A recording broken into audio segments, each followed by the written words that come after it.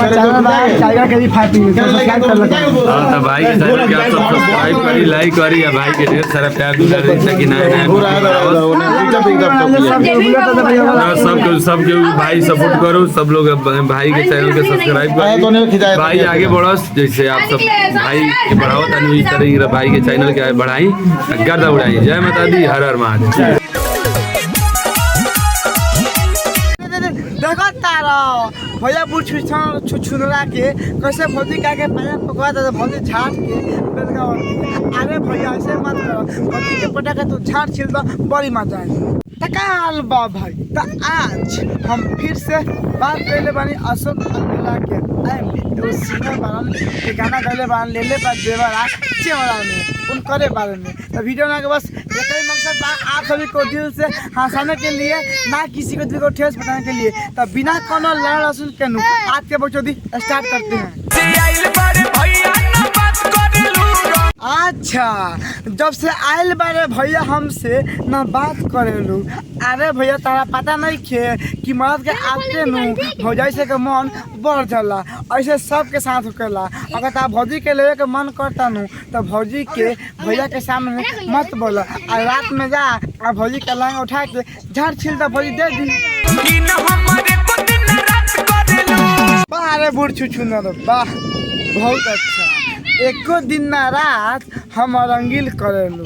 सुन तारा भाई लोग, भैया कहे के मतलब बानू कि जब से भौजी के भतार तब से घरे आगल बानू तो भौजी भैया से नइखे बोलत, मतलब अपना देवर से भौजी नइखे बोलत। तो भौजी हम कल चाहतानी कि अपना देवर के मत तरसाओ, गलती से अगर देवर मुठ मार के जिए लगे नू तोरा बड़ी पाप पड़ताऊ।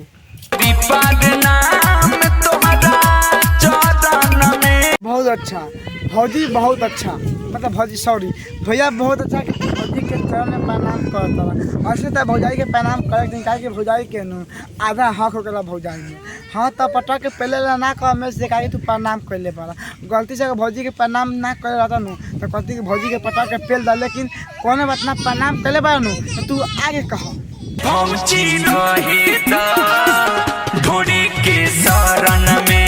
बारह तारा बहनी के गाँव पे मारो, वाह बहुत अच्छा।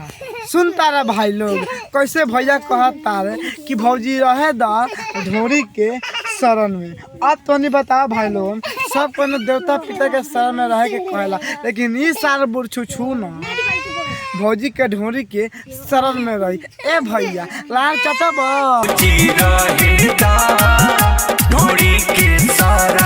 पटा के ना पहले दा तारा बहिन, मतलब सुन तारा भाई लोग ए भौजी रहे तो ढोली के शरण में। मैं तुम्हें बताओ भाई लोगन, ये बात सुनला के बाद में तुम्हें झाट झोंका रखा कि ना झोंका रखा। हमारे झाट इतना झोंका गल बानू कि सब सारा नीचे गिर गल, मतलब कुछ भी। अरे तुम्हें बताओ ना भाई लोगन, भौजी के ढोली के शरण में कौन रहेला?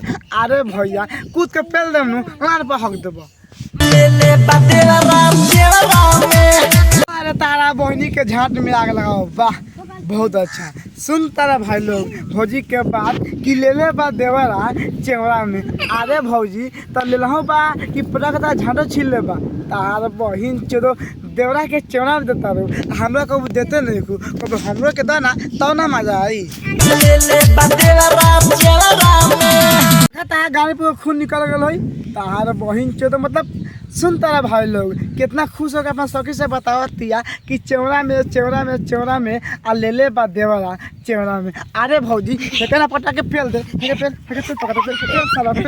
ये देखिए ये निया मारे फेल दे नु, ये देखिए ये निया मारे पटा के फेल दे नु झाट पे हक दे। तो बस भाई आज के वीडियो यही पर लगा। तो के बता दी भाई लोग कि जब शुरुआत में वीडियो देखला कैसे कर वाला भैया हमरा कहला कि भाई के सपोर्ट करा, तो कहाँ के वीडियो में तुमके बताओ चाहता नहीं ए वीडियो में। हम तुमके बता दी कि पिया परदेसी के हमने के गांव में आसपास में शादी घर आसपास में, मतलब पिया परदेसी के गाना गले बारे 2 इंच वाला कि संजय के 2 इंच बढ़ जाए, वही सिंगर के गाना, मतलब वही सिंगर के शादी हमारा गाँव में अगल बगल में भल बा। तो हम शादी में गए रहनी, मतलब हमारा पता चलल तो शादी में गए रहनी। तो शादी में अशोक अलबेला भैया से मुलाकात भल, साथ में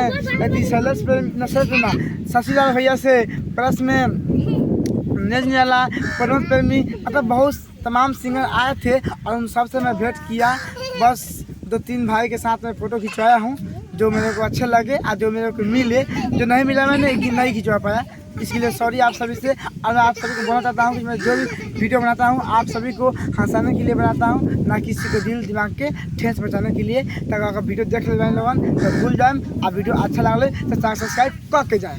ये देखिए ये भी वीडियो बना रहे हैं, ये देखिए ये दीपाली कुमार है।